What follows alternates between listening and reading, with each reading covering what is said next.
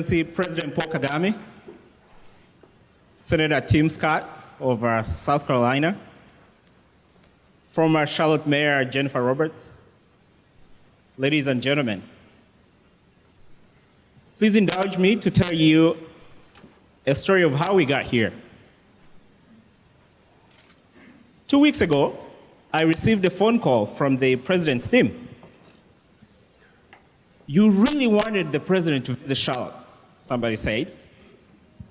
You now have a great opportunity for Monday, February the 18th. I'm like, wait, do you mean next year? To say that I panicked would be an understatement. But my faith was strong, knowing that this was a God moment. And it now manifests today, because all of you are here. Thank you for coming to support Rwanda. Now, let me tell you a little bit about myself. During the political turmoil of Uganda, my father was killed. In fact, I was born 2 weeks after his brutal murder. During those days, a lot of families lost their loved ones. President Kagame, serving alongside my country's president, Yoweri Museveni, and other young men at the time, launched an armed rebellion, sacrificing their lives to liberate our country so that we could be free.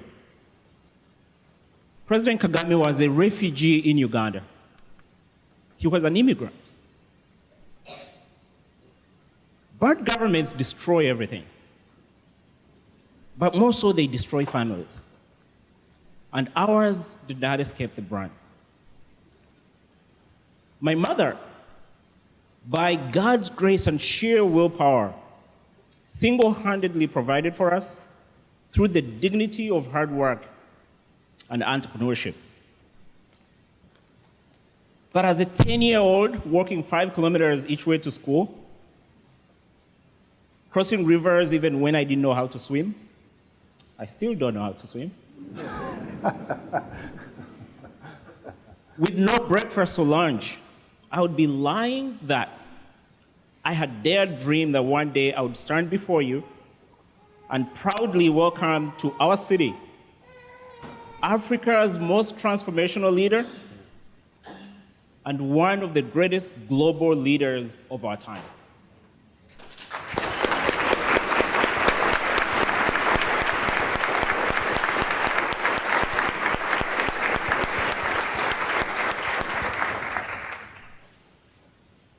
Looking back at my difficult journey, I see that God used this process to refine and mold me, to give me the passions and commitment for entrepreneurship and job creation that I have.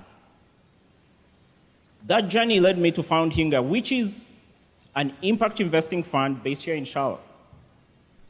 And that journey somehow ultimately led me to the president, and now to all of us in this moment. I first met the president when I was a graduate student at Harvard University. And I've got to know him a little more since then. And this is what I've learned. The president is a humble leader. I was struck by his humility when I first met him, and I said it to him then. He's a servant leader. Any opportunity to serve the people of Rwanda in particular, but other Africans in general, he will take it. So somehow, because we know that, we know how to take advantage and say, Mr. President, come and serve people. He keeps his word. 2 years ago, he promised that he would come and visit Charlotte. 2 years ago. And today he's here. So I thank you, Mr. President, for keeping your word and for being such an exemplary leader for Africa and for the rest of the world.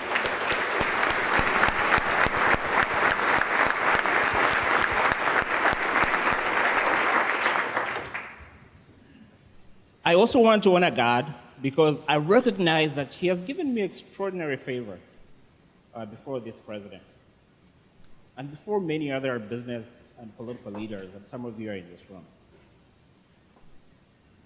I'm looking forward to hearing about one of the most dynamic countries in the region tonight, to gain a new appreciation and understanding for transformational leadership and to engage on how to build a culture of unity around sustainable peace and economic growth. It also happens that it's 25 years after the Rwandan genocide. The anniversary will be in April. And I think it's going to be really revealing for us tonight to learn more about what has happened over the last less than a generation. So like you, I'm excited to hear about the President's vision for Rwanda and how we can engage with Africa in partnership and not paternalism. To learn how Africa is open for business, not just charity, and how Africa is open for friendship with all of you. Thank you so much, and now give me the opportunity to invite one of the most wonderful business leaders in the city, Mr. Crawford, to give a few remarks.